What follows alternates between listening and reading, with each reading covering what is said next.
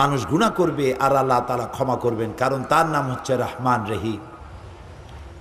এর অর্থ এই নয় যে আপনি জেনে বুঝে গুনাহ করবেন আর মাপ চাইতে থাকবেন, গুনাহ করবেন আর মাপ চাইতে থাকবেন। এক পর্যায়ে মনে করবেন যে গুনাহ করি নেই, তারপরে বুড়া বয়সে মাপ চাই নেব। এরকম যদি হয় তাহলে এই ধরনের তওবা নিয়ে যারা তামসা করে, তওবার দরজা তাদের জন্য নয়। তবে আল্লাহ তাআলা হচ্ছেন মেহেরবান, তিনি মানুষের তওবার দরজা খোলা রাখবেন সূর্য যতদিন পর্যন্ত পশ্চিম দিক থেকে উদয় না হয় ততদিন পর্যন্ত তওবার দরজা খোলা থাকবে। এক।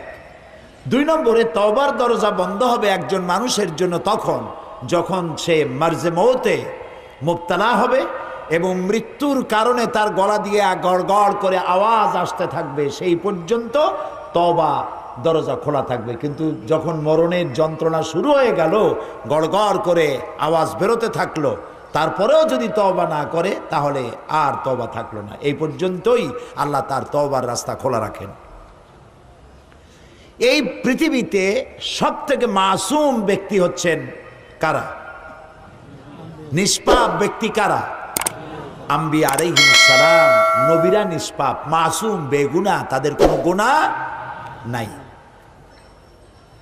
নবী করিম সাল্লাল্লাহু আলাইহি সাল্লাম 40 বছর বয়সের সময় নবুয়ত পেয়েছিলেন।